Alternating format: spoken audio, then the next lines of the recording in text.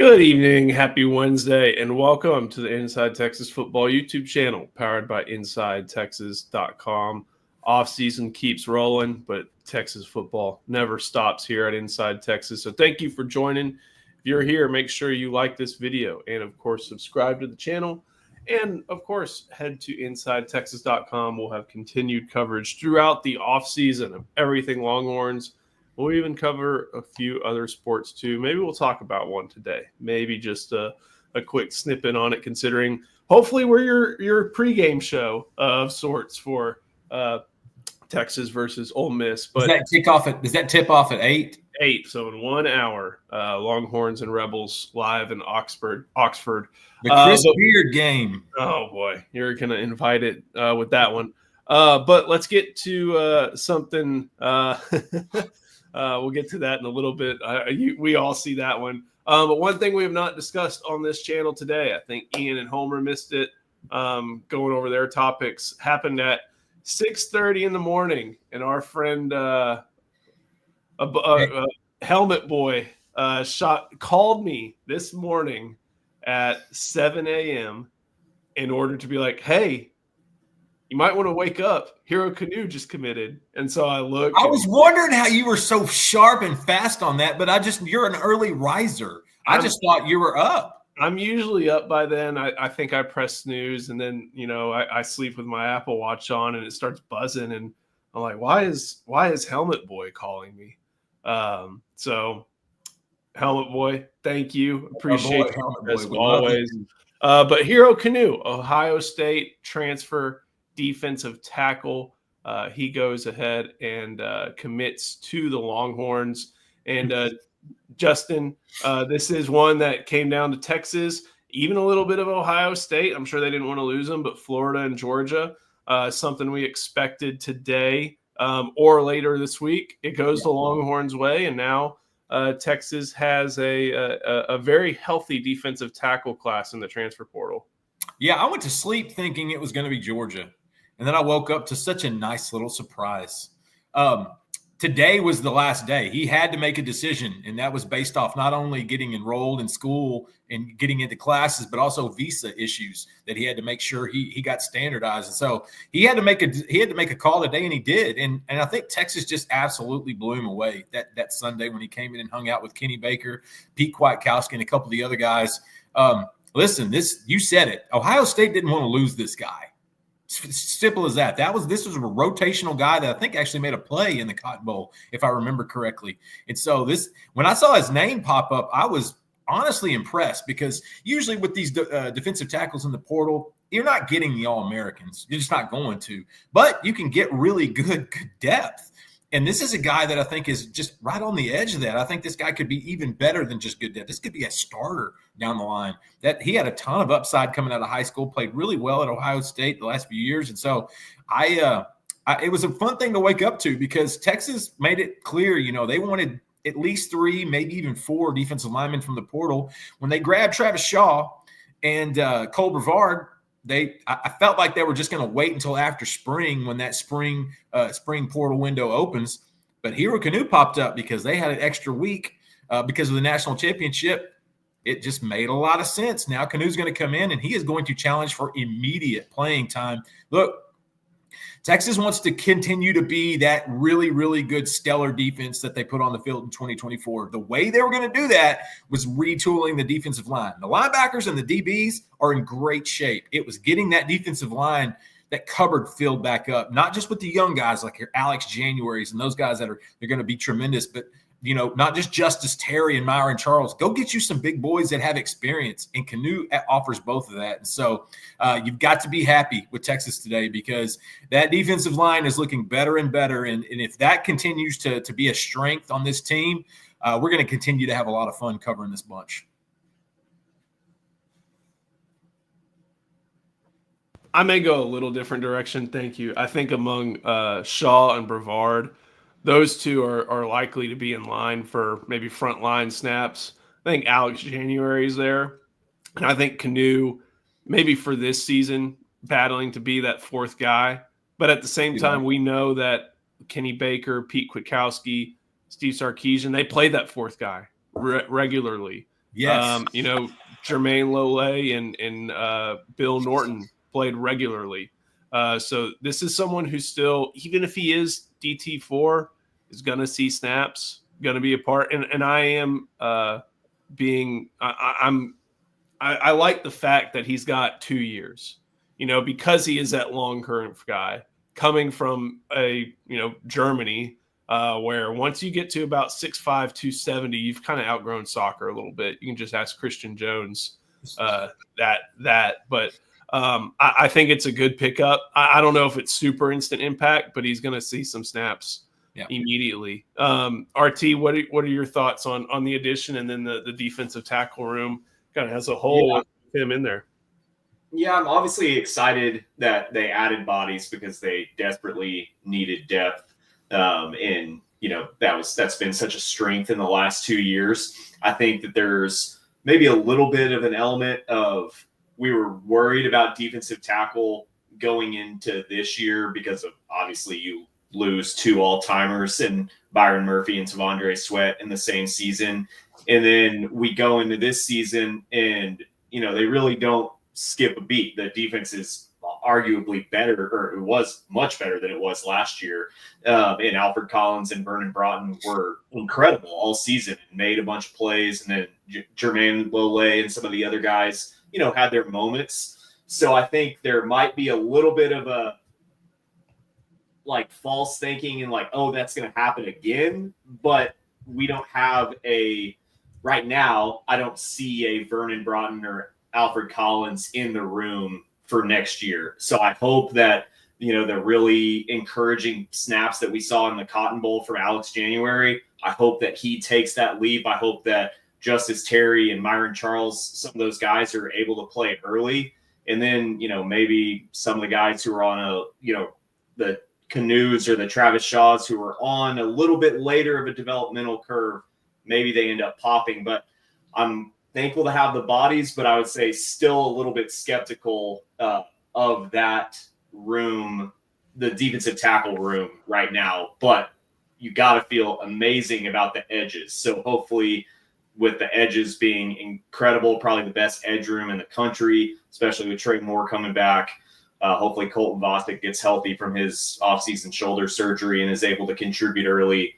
I think hopefully with the edges being what I think is going to be extremely dominant, that supplements maybe a little bit of a dip in the defensive tackle production.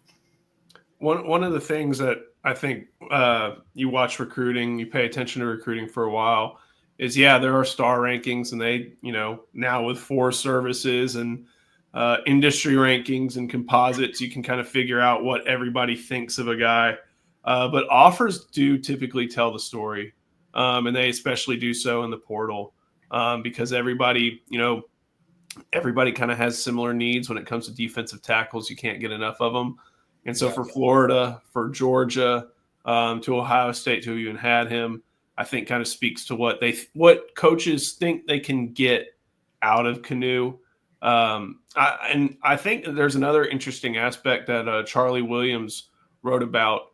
This is a very peculiar pipeline that you don't see Texas tap into often. Of course, he finished his career at Santa Margarita Catholic, and as a result, overcame some connections Georgia had to that school in the form of a 2025 signee. But he was placed here in the United States, I believe it's by PPI Recruits. And they have an interesting website. You can go check them out. It's an organization that, like I said, finds 6'5", 275-pound guys. And it's like, hey, man, I don't think you're going to be playing left back for Stuttgart anymore. There are a lot of guys who there are a lot of organizations there in the United States that would love to have you in your services. And you get to kind of, hey, how do you feel about pushing people around and getting paid to do it? And get paid to do it. I was honestly about to look up how much the top rugby players in Europe are paid, because I don't really know what other sport you can play over in Europe if you're 6'5", 270, except maybe basketball. I know it pales in comparison to what a journeyman defensive tackle probably makes, even on a practice squad or in the NFL. I'm just guessing, but still, very interesting stuff there. And maybe Justin, this opens up a place to where whenever there is a big-time international recruit, they'll give Texas a look. I think so. You know, it's funny because a couple of years ago, remember that group, that NFL London group that came in? They came into a satellite camp at Houston. It's where I hung out with Derek Williams like 2 months before he committed to Texas. Yeah. And I bumped into a handful of guys, and I don't recognize any of y'all. I'm like, well, I'm 19 and I'm from Germany. Well, I'm 21 and I'm from England. And it's one of those big guys, Daniel Atakumi, actually signed with Oklahoma in the last class. And so we're going to see him probably playing guard. And I always thought he had a ton of upside. Auburn, Utah, some other schools came at him. But no, it just shows you that Texas is a place for everyone. There's a spot on the roster for every type of guy. If you can play football, they're going to find you, and they're going to pursue you. And so maybe it taps into a new pipeline. Maybe it opens up more of that. More likely, it honestly, it keeps you engaged in California. But honestly, it just continues to build out that D-line. You know, RT said it best, like this, they might take a step back this year. That's just natural when you've lost 6 NFL defensive tackles in the last 3 years. That's just part of it. But a guy like Kanu, you know, I still think he's got more development to go. I think he's got more muscle to put on. Georgia, I had heard Georgia was looking at him at the zero tech. And I'm thinking, man, the dude's 305 pounds. But after an offseason with Torrey Beckton that started this week on Monday, they have been hard at it, and Beckton will absolutely wear them out. Kanu is going to sign. He signed today, actually. He'll be on campus soon. And so, hey, he brings a pretty big bag with a lot of stamps on his passport. One thing that I didn't say about Kanu that I respect is, you know, when I was at UT, I never went to syllabus day. I probably didn't go to the second day after syllabus day either, because I knew, you know, nothing's going to happen on the day that you hand out syllabuses. But he doubled up on that. He didn't go to the first 12 days of class. That's why he had to commit today, because he had to get enrolled. So that's stretching it. 12 days, obviously, we don't want to get too into what academics in football look like these days, but 12 days in, you're missing some stuff. So that's missing some syllabus days and then some. Hey, it's not nothing compared to Brew McCoy. That dude missed like almost an entire semester. Yeah. So Kanu ain't got nothing on that dude. Hey, we don't play school, you know. That's We're going true. the Cardell Jones route. Not very many people play. He's coming back to Tennessee this year, right? Or is he in the draft this year? I think he's in the draft. He was in David Benda's class, and I think unless there was a certain reason to redshirt. He actually did still have to. He did lose a year of eligibility still because of the transfer back to USC. So yeah, I'm surprised he didn't get that made up with a medical redshirt, because when he got back to California, remember, he got really sick, and I think he missed like 2 months of school. And so I don't know how we got off on Brew McCoy. I do know it was my fault, because I do that sometimes. But if RT starts talking about guys missing class, I instantly think of Brew McCoy. He's like, missing class? What class? That's one of the commitments where, as a fan, I remember where I was on a work trip in an Uber in San Francisco, and I remember reading either you or Eric's report that dropped that afternoon and just being like, holy crap, this is going down. Whatever you read, RT, was Joe Cook and I working for about 4 days behind the scenes. It was, I think everybody is very clear on how the portal works and how media gets it. And I don't really care pulling behind the curtain. Whenever you see, Nakos from On3, Zenitz at CBS, Hummer at CBS, Max Olson at ESPN, all those guys have logins. They're not waiting on a coach to call them and be like, hey, he's in the portal. That's why it's all pretty instantaneous. We had to do it the other way. And so it was, well, I remember there's a lot of refreshing over the course of about 5 days straight. And once it happened, it's like, his name's Horace. So it's like, Horace, there he is. And I remember your text. He's finally in. Yeah. Let's run this joker.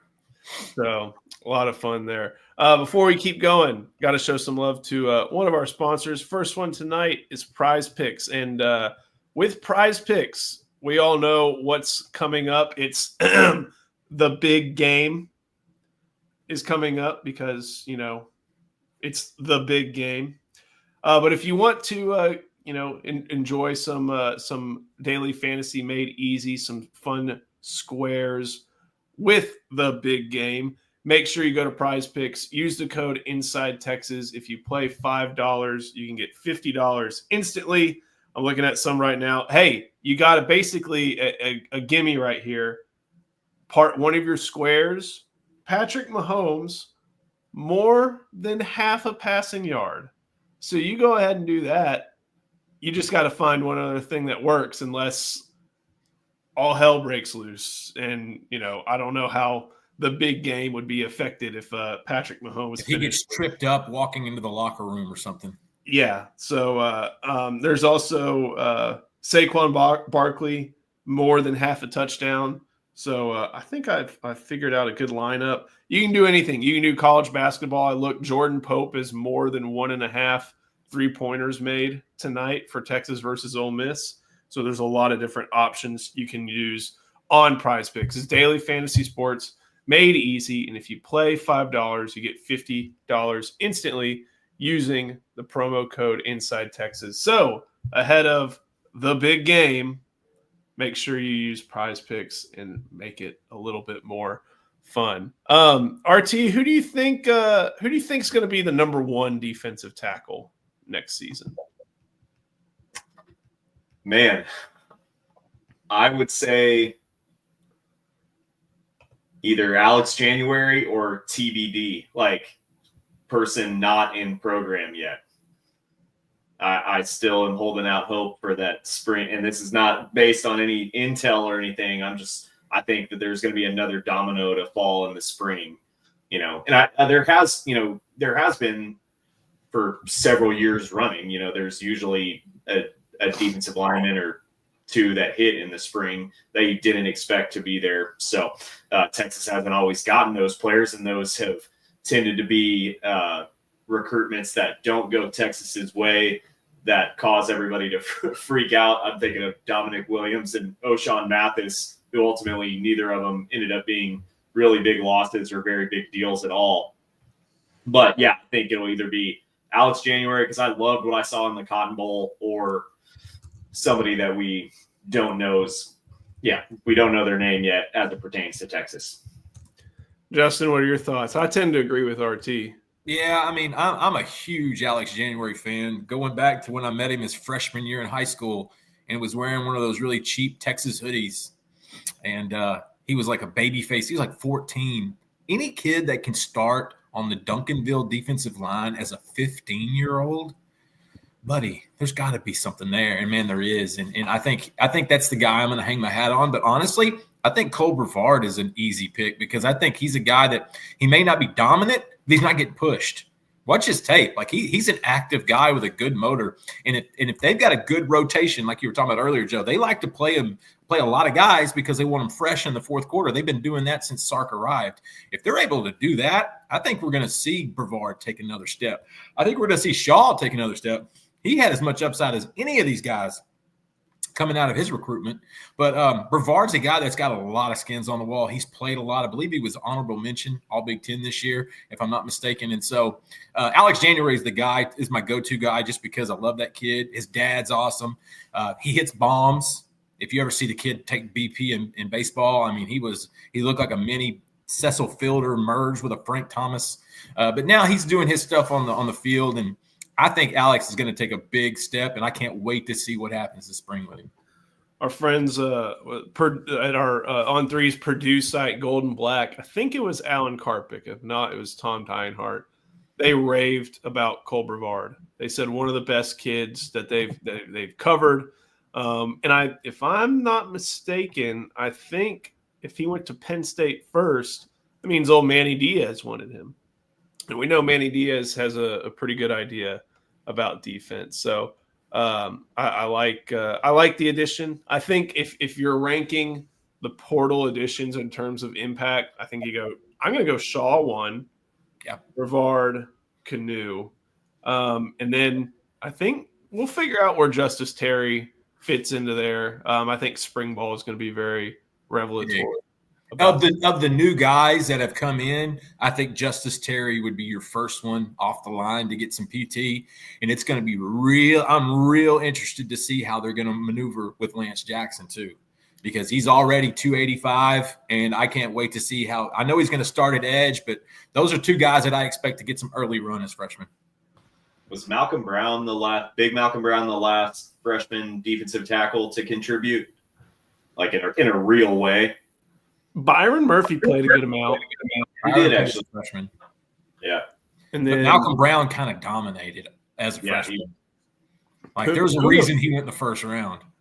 Puna Ford also, I think, played a good amount. Puna Ford was a guy that nobody had any expectation for. Winds up starting as a freshman, I think, the whole season, and then just kept going, and is still killing it in the league. Puna's a guy that everyone slept on. But if you watched his tape, I just don't see how. Charlie Strong stole that kid. I believe he was out of South Carolina. I know he was short. I know that. He didn't play short. He had that low center of gravity, dude. He was exactly what Bear Alexander was supposed to be. And Puna was the starter as a freshman too. That's a good recall. All right, Justin, go ahead. I had one question about Alex January. I remember I felt like he kind of his senior year he dipped in the rankings a little bit, or what was the knock on him? Because I remember, I watched his junior and senior year a lot of Duncanville playoff games because of Colin Simmons, and they're just a fun team to watch. And I remember just thinking he jumped off the screen several times when I watched. What caused him to dip in the rankings? This is as I look. He was never a high-ranked kid. I think it took till his senior year till he got his 4th star. I think it was actually late in the cycle.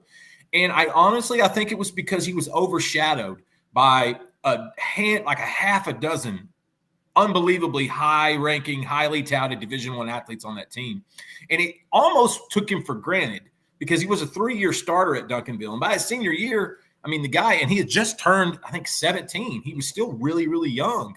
And that's another thing about him. He is one of the young, if not the youngest kid in his class. And so I think he got ignored from the start. There were a lot of guys on that team. Was it Colin Simmons? I can't remember if Cam Williams was part of that group.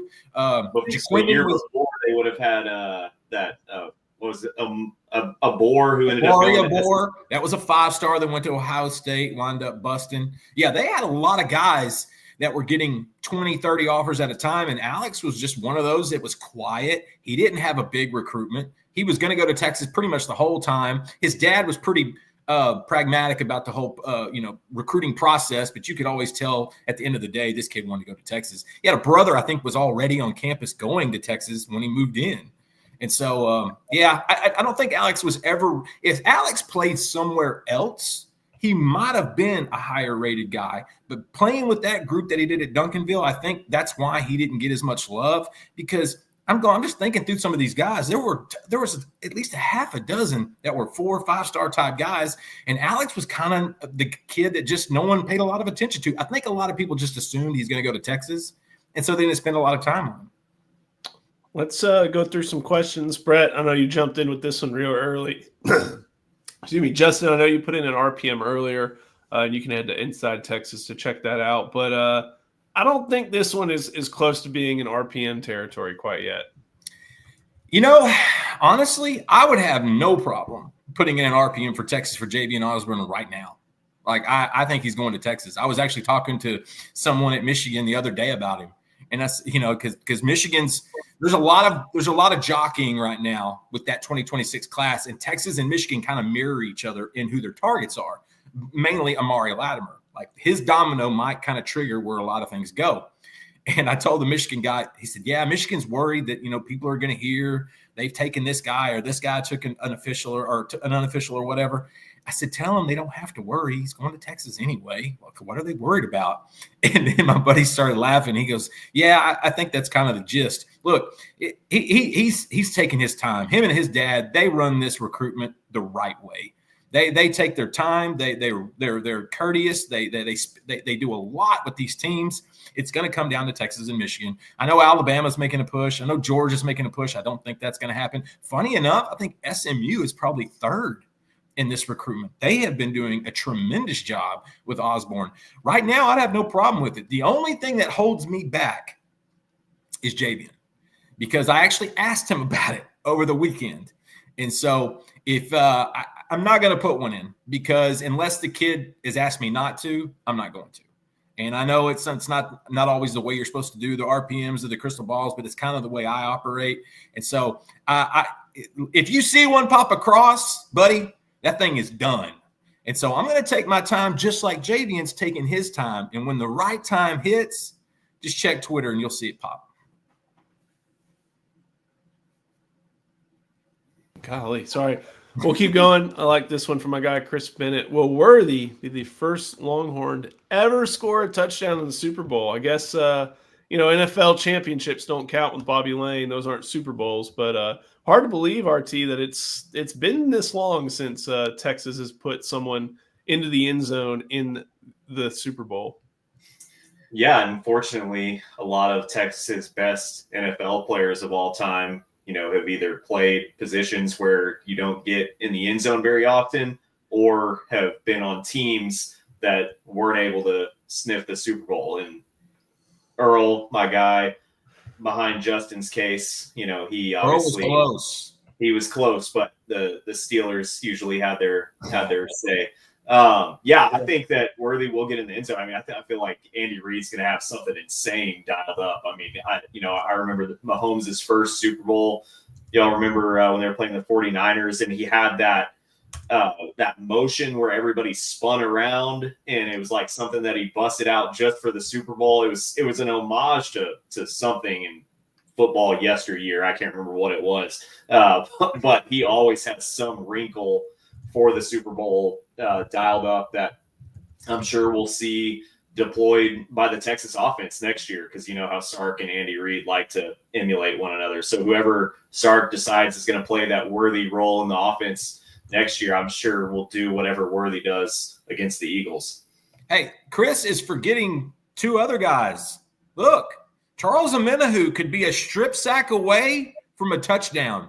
And I would, there's nothing in the world I would like to see more than that, except my phone. I don't know if I can handle my phone if that happens. Moro Jomo over on the other side for the Eagles. That dude could do the same thing and get him one. So, Chris, we can't just think about the offensive guys. We got to think of the collective. Super Bowls are crazy. Some of the people you've never heard of in your life, they get that one moment. They get a touchdown in the Super Bowl, and that's all you ever hear.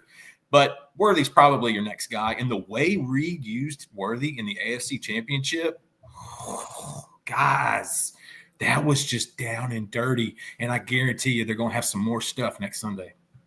Justin, you and I were talking about it the other day, but how wild is it that Moro Ojomo is still 23 years old? I mean, him and Alex January are the same. They were just babies when they signed. They were babies when they enrolled. They were just so young. And I'm glad you remembered that, because, Moro, and I remember he almost flipped to Oklahoma. He almost flipped to Oregon. Oregon and Oklahoma made a real big push. I remember him telling me about Oregon looking like a spaceship. And then the Oklahoma stuff we're going to keep off of this for now. But, that's a good – I forgot about how young Ojomo was. Or Ojomo. If he is the one to score – that means it's a blowout, man. That's a prop bet. Because, who plays by Jalen Carter? Because it's not Ojomo super often, is it? Or is he there pretty regularly? No, I don't. I think he's just depth. Yeah. It's not like Charles starts. Xavier pretty much starts, yeah. So, and I don't think Keontae's on the Chiefs anymore. So. No, he's not. Another good recruiting question before we get to one more ad break. Roger G, before Texas fans like Roger G gets his hopes up, what type of chance will they have with Tristan Keys, 5-star from Hattiesburg? A better chance now that they've offered him, but where do you see this one, Justin? Man, it's really early, Roger. I actually reached out to Tristan earlier today just to kind of check in with him. Texas really likes him. I mean, he's the number one receiver for a reason. He is just fantastic. Ole Miss feels like they've got a pretty good beat on him. And obviously being the in-state guy, that's going to carry some weight. But when he gets on campus to Austin, that's when it's going to be real. And that's the thing that we're kind of checking in on. And so you're going to have to come back and ask again, or just come see us at InsideTexas.com, because right now I'm trying to figure out exactly where Tristan Keys is with his recruitment, where Texas is, because Texas with receivers in this class are like a kid with a $20 bill in a candy store. Like they just want they're getting as much as they can get right now, cherry picking everything. And you're going to throw out an offer to a Tristan Keys, especially when you're about to hand the keys over to an Arch Manning for the next 2 years. Before we continue, got to show some love to our sponsor. That, of course, is for this episode, Laura Baker and LC. If you don't mind taking it away. Hi, I want to tell you about Laura Baker. If you're looking for a new home in the 512 or even at this point, let's face it, 737 area code, there's only one number to call. That's Laura Baker at 512-784-0505.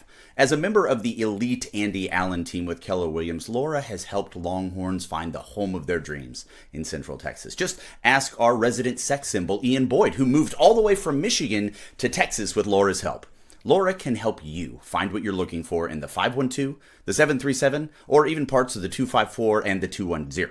Just, give her a call at 512-784-0505. Her email is in the description as well as the rest of her contact details. She's a friend. Give her a call. Make sure there were quite a few offers today. We're going to have something on Inside Texas about that. Hopefully tonight about all the different offers. The database should be updated as well. So make sure you make every use of all the tools your On3 subscription provides. I like this comment. We haven't been able to talk too much about this. I think maybe Ian touched on it a quick minute during their live this morning. But KJ Lacey was named Mr. Football in the state of Alabama. Glenn, I think you were in the comments talking about how you are from the Yellowhammer State. There's some talented prospects out there. But KJ Lacey stood above the rest. I actually had a couple friends bump into KJ in the airport, I believe, on his way back from receiving this award. So I think he went back to Mobile, got the award, and was on the way back to Austin over the weekend. But RT, I know we're always going to be over the moon excited about Arch Manning, and we would like to play into the algorithm a little bit with Arch Manning. And Arch Manning's going to be a topic of discussion. But Trey Owens is a second stringer. KJ Lacey's going to be the third string guy. But still, it's a cool thing that KJ Lacey not only earned this honor, but did so in a year where he didn't have the best receiver in Alabama in the Southeast, maybe, on his roster.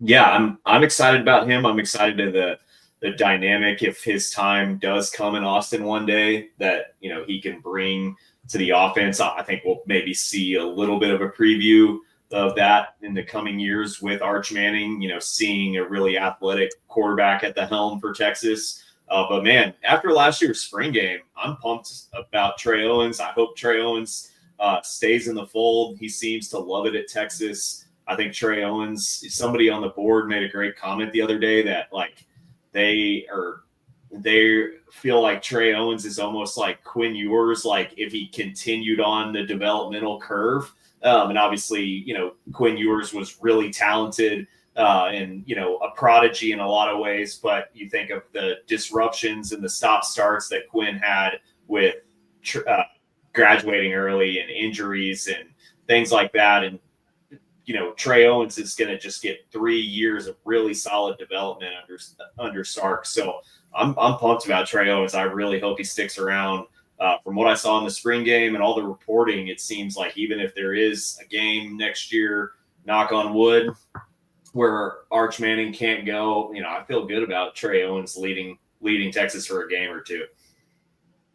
I think so as well. These redshirt years are so valuable. I mean, you can even look at Arch during his true freshman year. He didn't pass up the second-year guy in Malik Murphy. No, and that was big. When it came time to start games, real meaningful games, Texas looked to Malik Murphy instead of Arch Manning. So that's a valuable spot. Chris, I think our guy, former Longhorn DB Rod Babers, always talks about how all the different seasons that Texas has required a backup quarterback. I mean, you go basically the only, I guess, part that stands out a little bit different from the rest is the Sam Ehlinger era. But you think 2017 switched off with Shane Buechele. 2018, Buechele had to relieve him for a game or two. 2019, held him for 2 critical games, the Baylor game and the Iowa State. At Iowa State. Remember, he threw that touchdown to Antonio Carter. That was 17. But 18 for sure. Yeah, the clinching game. 2019, I think he made it through, and then 2020 he got to the Alamo Bowl and popped his shoulder out. So then Casey Thompson had his turn. So hey, the backup. You want to talk about a backup quarterback at Texas? 2009. 2009. Too soon, man. Not too soon. You're trying. I get it, Mac. You're trying to get Colt McCoy the Heisman. I get it. But you didn't work in a backup one iota. Man, Gilbert needed some of those in-game reps before he was thrown out of there. And Gilbert still almost brought him back. What a game. I think a backup quarterback. I think of 2009. And I also think, thank goodness Vince Young didn't go down in 2005 because I don't know how far the Horns would have gone with Matt Nordgren at the helm.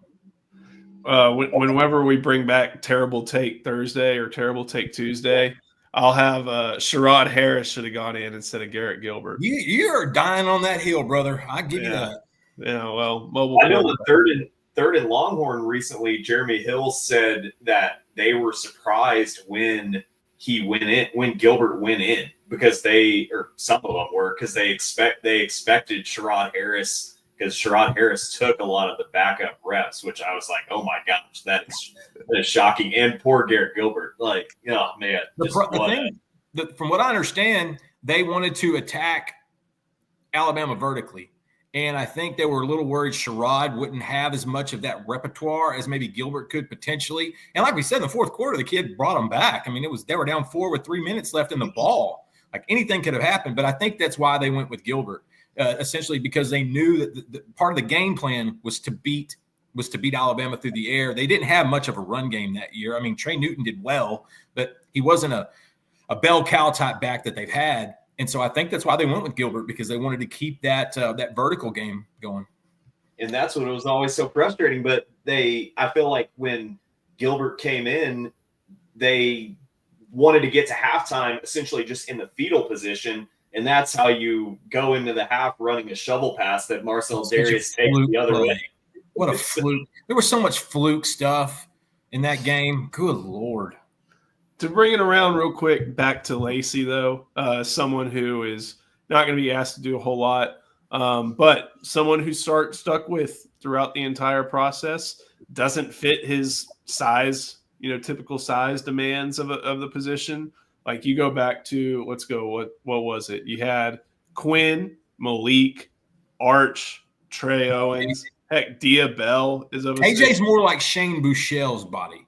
Correct. But that's like Hudson Card, like kind of. Shane's a little more filled out though. No, Hudson's a little taller. Shane was a little more filled out just because he was an amazing athlete that was really good at every sport he ever did. KJ to me is a little bit more in that frame. And KJ's going to operate he's mobile, but he's going to operate from the pocket a little bit more. He's not this guy who's going to break off a 50-yard Kyler run anytime soon. Throwing on the run is unbelievable. That's what he's really good at. But he's not just a straight line sprinting athlete. Neither's Dia Bell, who's also a big kid at 6'3" and now 205 pounds. Looking good after he grows into like that Raja body, buddy. It's about to be good. Oh man, we got the Texas Triangle here for basketball, so all those references hit home. Anything else on Junior Day from defensive tackle, or let's get a little bit of hoops talk in. I bet some people are tuning in and getting ready for that. Hey, there's this guy on the other sideline who used to coach at Texas. I think that's going to be the big thing that a lot of people hang up on with this game. And it's either going to be a one-game example of nothing, or it's going to be justification for a lot of people that, you should have never done anything like that. And I think what Ole Miss has done under Beard speaks to how good of a basketball coach that he is. But one thing I always say is let's not forget why he's at Ole Miss. Texas has had more NCAA appearances since the end of the 2010 season than Ole Miss has ever had. And who was that guy? Marshall Henderson? Yeah. Those days are long gone, man. I remember early Twitter. Marshall Henderson was a fun watch. But this poor man's white chocolate. This will be a battle between a team in Texas looking to go 3 in a row, and a team in Ole Miss trying to avoid a 4-game losing streak. So our man Bob Ballou has been really big on attacking, not attacking, but like defending the Rodney Terry antagonists, I guess we could say. And he put out something last night that I didn't realize. I think Terry has a higher winning percentage as a head coach at Texas right now than Chris Beard did when he was here. And that just, I was a little surprised by that, even though the expectations were tremendously different. The whole surrounding, all that stuff, the meeting and what that small town, where'd they meet at McDonald's? McDonald's in Plainview. In Plainview. That's where my mother grew up, in Plainview, Texas. That's West Texas, y'all. And so I think it's going to be fun. Look, I've been down on the Horns basketball team because I have a few hangups about the offense and things of that sort. But when they get hot, they've got guys that can put the ball in the bucket. They may not have one go-to guy, but they've got 3 or 4 that can fill it up sometimes. If they can get hot, this is a tournament team, guys. And I didn't say that a month ago. I told Joe I was willing to make a bet with Joe that they go 0-18 in conference play. And Joe was going to take my money for that. And so, hey, if they can get a little hot streak, all it took was a little good second half against A&M to just burst out. I'll say this. I have no clue what that game is going to look like tonight. I have none. I'm just going to have fun watching it. RT, anything? Yeah, what's also funny is you think how toxic the relationship between Longhorns and Red Raider fans got over the 2 years following Beard leaving. And my dad went to Texas Tech, bleeds red and black. My best friend from growing up is the biggest Tech fan you'll ever meet. We had so many arguments about Chris Beard versus Mark Adams, and now neither of them are at the schools that we spent all that time arguing about. They both left for personal failure reasons, and they're both now back where they belong on the bench together in Ole Miss. So it's just pretty funny. I was like, we wasted all that time arguing about those two guys. Neither of them are at either school, and they both reunited. So. Oh man. So this comment from AJ, and I'm not calling you out on it, but it feeds into something. I knew you were going to do this. I think that Texas thought the basketball program was taken care of after they left that McDonald's in Plainview. Yep. Like, all right, cool. And that's the last time they put effort into it. And the Moody Center, and they had Chris Beard, and then they thought it was all going to be taken care of. And Chris Beard, to his credit, was a grinder. He went to bring pizza to the frat houses and led the students at the fireside chats were great. He did that stuff, and that's what you have to do at Texas. Yes, even with Trey Johnson on the team, there's excitement. And granted, I think a college football playoff run has to do with that. But you have to grind for attention, for oxygen, even as a revenue producing sport at Texas if you're not football. And from top to bottom, haven't seen a bunch of that. So if that's the case, why would Dan Hurley leave a basketball crazy school just like that? They've won 6 national championships this century? I think it's back. I know they've gone back to back. They've won 6 national championships this century. You can get pretty much anybody. Your NIL is funneling into basketball, men's and women's, more than it is for football, despite what Jim Mora Jr. is doing. Why, if you're Danny Hurley, why would you do that? And then you're Bobby Hurley. Is Bobby at Arizona State? Yeah, but I'm pretty sure he has a worse record than Rodney Terry does. They're 11-7 this year in the Big 12, and they've made the tournament once since 2020, and it was in 23.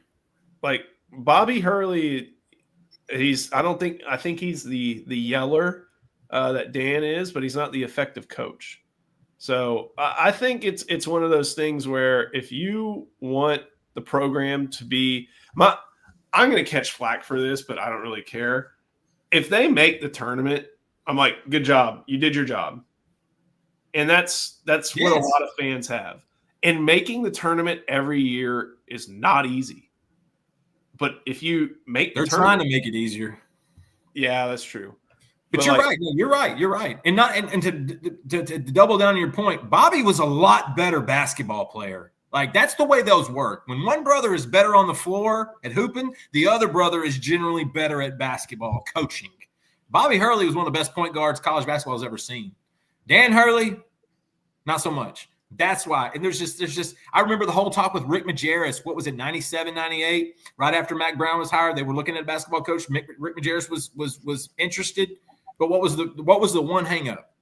They would have had to pay him more than they were paying Mac Brown, and there was no way a basketball coach at Texas could make more money than the football coach. So they went with Rick Barnes instead, and we kind of all saw the fruit of that labor. I would love a Dan Hurley. Don't get it twisted.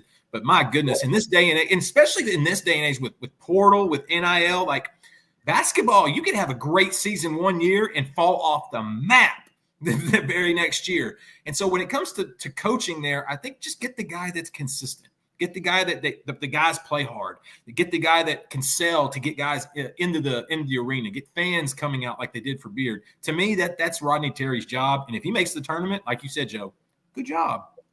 For the record, I too would be fine with Dan Hurley as Texas head coach. Just to make sure we're on the same page.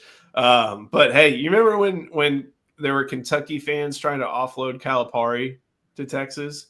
Well, that's the thing is if you get a name in college basketball, you're not just going to go – when you're Texas, you're not just going to go take Bill Self from Kansas, and you're not just going to take Dan Hurley from UConn. When a name leaves in basketball, it's for a reason. It's Calipari going from Kentucky to Arkansas or Bob Knight going to Texas Tech. Anybody remember that? And, so it's like there's a reason that those guys that the shine has worn off of. You don't see college basketball coaches going from, the Mark Few has been at Gonzaga forever. Like that, they don't leave. Like Scott Drew had a chance to leave Baylor. He didn't leave. Jim Calhoun, UConn. Yeah.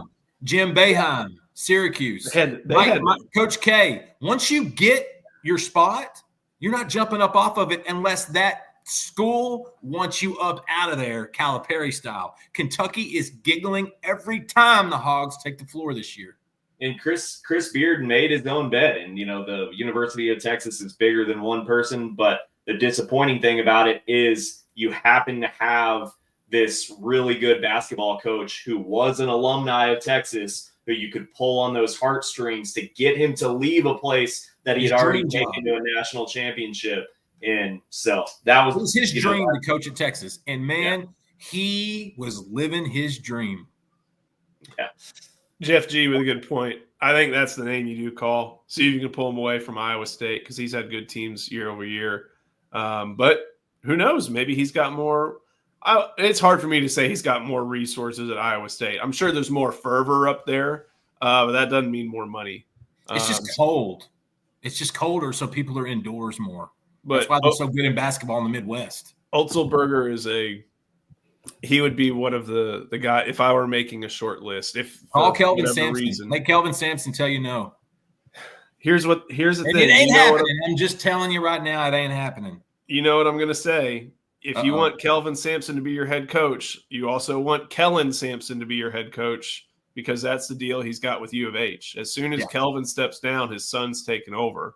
He's got just make sure you don't get billed by the minutes, by your phone call minutes. If you hired Kelvin, you got to watch your minutes. Oh man, he's still one of the many people. There's not going to be many that get that joke, but they should look up that reference because when he was in Indiana, that Joker was making a lot of phone calls. Man, it was Oklahoma. He got popped out, right? I thought it was Indiana, and that's why they fired him. To John A's point, he said, unless you're Roy Williams, he left for UNC. Well, it was like his home. That was his home. It was the Chris Beard coming back to Texas thing. Yeah.